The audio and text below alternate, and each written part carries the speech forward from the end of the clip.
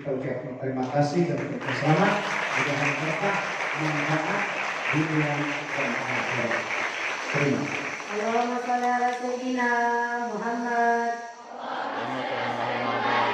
Terima kasih kepada Yolanda Mariska yang telah berkiprah untuk ilmu di Pondok Pesantren Al-Amin ini.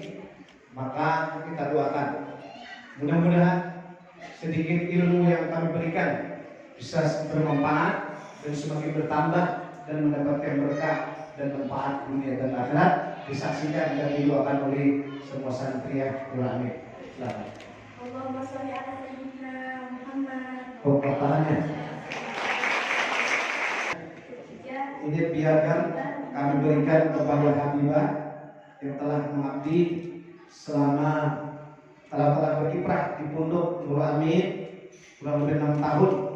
Tentunya ilmu yang diperoleh kita doakan bersama, mudah-mudahan mendapatkan berkah dan manfaat dunia dan akhirat, dan mudah-mudahan diperkenan oleh Allah Subhanahu wa taala. Doa kalian semua. Terima.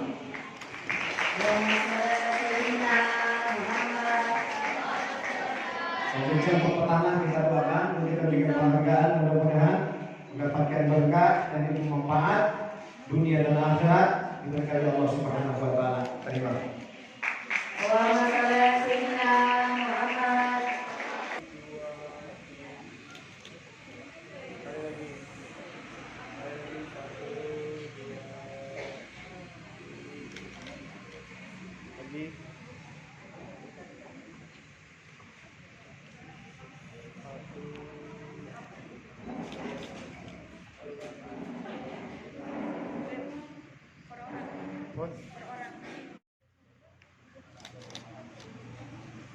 Kali lagi mas.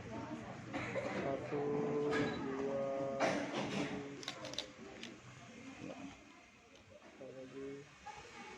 1, 2. Ya, ada apa bu? Berdua. 2, 3.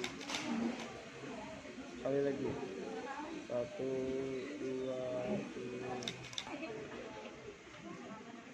Sini 1, 2, 3. Sekali lagi 1, 2.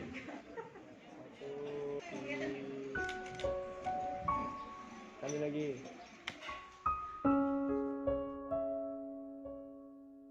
Khusus di bulan Maulid Nabi ini kita akan mengkhususkan muqaddimah dengan bercerita tentang orang-orang yang sangat dekat dengan Nabi Muhammad sallallahu alaihi wasallam, untuk menumbuh suburkan dan menggugah makna kecintaan di hati kita, agar kita bisa mencuri tauladani beliau-beliau para pecinta Rasulullah sallallahu alaihi wasallam. Dan di malam hari ini kita akan memulai dari orang yang paling dekat dengan Nabi Muhammad sallallahu alaihi wasallam, putri tercinta beliau, dan dari beliaulah, dari putri beliau inilah Nabi Muhammad sallallahu alaihi wasallam mempunyai keturunan yang disebut dengan itrah ahli bait Rasulullah sallallahu alaihi wasallam. Dan Sayyidat Fatimah Az-Zahra mempunyai kemuliaan dan semua perilaku dan tingkah laku Sayyidat Fatimah Az-Zahra itu sangat mirip dengan perilaku Rasulullah sallallahu alaihi wasallam. Akhlak beliau adalah akhlaknya Rasulullah. Dan ini adalah tokoh yang sudah banyak dilupakan, atau mungkin banyak dari putri-putri kita yang tidak kenal Sayyidat Fatimah Az-Zahra kecuali namanya saja. Bahkan ada di antara putri kita mungkin yang tidak tahu kalau Siti Fatimah Az-Zahra itu putrinya Rasulullah sallallahu alaihi wasallam. Maka perlu kita menghadirkan tokoh-tokoh yang semacam ini agar jadi contoh, kemudian menjadi idola, menjadi tokoh yang diutamakan, yang bakal ditiru oleh anak-anak kita. Sebab krisis suri toladan kita ini, krisis suri toladan, banyak anak-anaknya orang yang katanya pecinta Rasulullah, akan tapi putra-putrinya mengidolakan orang yang benci kepada Rasulullah atau yang dibenci oleh Rasulullah, mengidolakan orang yang tidak pernah sujud karena gambarnya sering terlihat di televisi dan lainnya. Ini adalah musibah akidah sebetulnya, bukan sekedar musibah akhlak. musibah akidah karena iman itu di dalam hati yang sudah rusak dengan hal-hal yang demikian itu, hati yang telah dirusak dengan mengutamakan sesuatu yang tidak diutamakan. Allah mencintai sesuatu yang tidak dicintai Allah, itu hakikatnya hilangnya iman. Dan begitulah musibah atau fitnah, tu'radul fitnatu 'alal qulubi kal hasiri 'udan. Jadi rusaknya hati yang mempunyai keimanan ini bukan spontan, perlahan, sedikit demi sedikit, seperti orang menyulam stiker. Jadi tidak langsung menutup hati, akan tapi sedikit demi sedikit. Pertama mengidolakan si A, mengidolakan si B, yang semuanya adalah jauh dari Nabi Muhammad SAW. Pada akhirnya nanti lupa kepada Nabi Muhammad, sehingga baju yang dicintai Rasulullah pun orang gengsi mengenakannya. Anak gadis yang katanya umat Nabi Muhammad hadir marhabanan barangkali, ternyata lebih senang dengan baju yang dibenci oleh Siti Fatimah Zahra. Baik, kita akan berbicara tentang Sayyidat Fatimah Zahra. Beliau adalah putri Rasulullah sallallahu alaihi wasallam. Beliau adalah menemani Rasulullah sallallahu alaihi wasallam di awal-awal perjuangan beliau. Nabi Muhammad sallallahu alaihi wasallam senantiasa ditemani Sayyidat Fatimah Zahra di saat memasuki perkampungan-perkampungan di kota Mekah. Sayyidat Fatimah Zahra selalu menyertai Rasulullah sallallahu alaihi wasallam. Kedekatan Sayyidat Fatimah Zahra tidak seperti putri-putri yang lainnya. Dan begitulah Allah menjadikan Sayyidat Fatimah Zahra. Dan Sayyidat Fatimah Zahra sangat dicintai oleh Rasulullah. Bahkan Nabi Muhammad waktu menghantarkan pernikahan Sayyidat Fatimah Zahra, beliau berkata, Allahumma innaha minni wa inni minha. Allahumma innaha minni wa inni minha. Allahumma kama azhabtar rijsa anni wa tahartani fatahhirha. Hadis diriwayatkan oleh Ibnu Hibban dalam sahihnya. Disebutkan oleh Rasulullah berdoa, ya Allah, Fatimah itu dariku dan aku dari Fatimah. Seperti engkau telah bersihkan aku dari noda, bersihkanlah Fatimah dari noda. Ini adalah doa Rasulullah untuk Sayyidat Fatimah Zahra secara khusus. Akan tapi memang ada sisi lain, Siti Fatimah Zahra juga diperlakukan seperti yang lainnya. Dan itu menunjukkan memang syariat Nabi Muhammad itu tidak terkecualikan. Termasuk putri Rasulullah SAW dalam hadis sahih, "Lau sariqat Fatimah binti Muhammad laqata'tu yadaha." Kalau seandainya Siti Fatimah mencuri, niscaya akan aku potong tangannya, kata Rasulullah.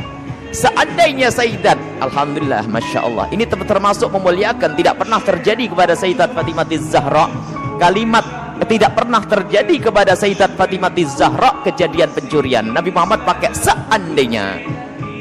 Dan tidak akan terjadi kepada Sayyidat Fatimah Zahra, karena Sayyidat Fatimah Zahra sering diberi kabar gembira oleh Rasulullah bahwasanya beliau adalah ahli surga. Sayyidat Nisa'i ahlil jannati, wanita ahli surga, pemimpinnya adalah Sayyidat Fatimah Zahra. Di masa kecil beliau, Sayyidat Fatimah Zahra senantiasa menemani ayahanda beliau. Beliaulah yang membersihkan kotoran dalam hadis yang diriwayatkan oleh Imam Bukhari. Waktu orang-orang pada berkumpul, kemudian berkata, siapa yang berani menumpahkan kotoran di kepalanya Muhammad yang lagi sujud? Disuruh oleh Abu Jahal, disuruh oleh pembesar-pembesar Quraisy. Maka ada satu orang yang menumpahkan kotoran, bekas kotoran binatang, atau ada bekas sembelihan binatang, kotorannya ditumpahkan di atas kepalanya Rasulullah. Dan yang membersihkan tidak pernah disebut dalam sejarah. Akan tapi itulah hakikat bahwasanya, bukan tidak pernah disebutkan dalam sejarah, tidak pernah diceritakan oleh orang bahwasanya yang membersihkan dari kepala Rasulullah SAW adalah Sayyidat Fatimah Zahra. Hadis ini diriwayatkan oleh Imam Bukhari rahimahullah ta'ala. Jadi Sayyidat Fatimah Zahra perjuangannya seperti itu. Bahkan suatu ketika Sayyidat Fatimah Zahra pernah menemani Rasulullah, yang saat itu Rasulullah dipukul oleh orang kafir Quraisy. Dalam riwayat gerahamnya sampai jatuh, dalam riwayat pelipisnya retak. Saat itu Rasulullah SAW masih terus menyampaikan kebenaran, hingga ditegur oleh putri beliau yang waktu itu masih umur 7-8 tahun dan berkata, "Abah, ada darah di pelipismu." Lihat, didampingi oleh Sayyidat Fatimah Zahra. Sayyidat Fatimah Zahra melihat perjuangan ayahanda beliau. "Abah, ada darah di pelipismu, Abah." Sayyiduna Rasulullah sallallahu alaihi wasallam yang semula tidak merasakan sakit mendengar teguran putri beliau, kemudian menoleh kepada putri beliau, kemudian sambil mengambil sir, benarkah ada darah di pelipisku? Iya ayah. Kemudian diambillah sorban Rasulullah dan diusapkan di pelipis Rasulullah sallallahu alaihi wasallam dengan cepat. Dan di saat itu Siti Fatimah bertanya, khawatir dengan wajah ayahandanya yang ketakutan, abah takut dengan darah? Rasulullah menjawab, tidak nak, aku tidak takut dengan darah, akan tapi aku takut jika darah ini jatuh ke bumi, nanti bumi marah lalu mengutuk umatku. Aku tidak ingin umatku ini dikutuk.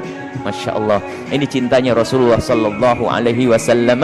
Dan termasuk waktu berada di perang Uhud, Nabi Muhammad sallallahu alaihi wasallam waktu itu mengalami luka-luka berat, dirawat oleh putri beliau, beliau yang membersihkan darah beliau, dan beliau juga yang menempelkan obat di tempat luka Rasulullah sallallahu alaihi wasallam. Sampai di tempat itu tidak aman, Rasulullah pindah ke tempat lain sambil berjalan dengan menarik kaki sebelahnya, karena waktu itu Rasulullah merasakan sangat sakit yang sangat di salah satu kakinya, sehingga berjalannya sangat kerepotan Rasulullah. Dan saat itu dipapah oleh Siti Aisyah, Siti Fatimah Zahra yang belum besar. Allahu Akbar. Ini didampingi oleh wanita yang sangat mulia di dunia dan di akhirat. Itulah Sayyidat Fatimah Zahra. Hingga Sayyidat Fatimah Zahra menjelang dewasa, lihat, dihargai betul oleh Rasulullah. Bagaimana adabnya Rasulullah dengan Sayyidat Fatimah Zahra, mengajari. Rasulullah beradab, berakhlak dengan Siti Fatimah Zahra sebagai pendidikan. Jadi kalau Sayyidat Fatimah Zahra datang, Rasulullah langsung berdiri dan mencium kening Sayyidat Fatimah Zahra dan didudukkan di tempat yang mulia. Begitu juga Rasulullah jika datang kepada Sayyidat Fatimah Zahra, Sayyidat Fatimah Zahra segera bergegas berdiri dan mendudukkan Rasulullah di tempatnya, tempat yang mulia yang sudah disiapkan. Sayyidat Fatimah Zahra adalah orang yang sangat dekat dengan Rasulullah dan sekaligus oleh Rasulullah sallallahu alaihi wasallam diperhatikan dalam segala urusannya. Dan di samping itu Sayyidat Fatimah Zahra juga sangat memperhatikan urusan ayahanda beliau.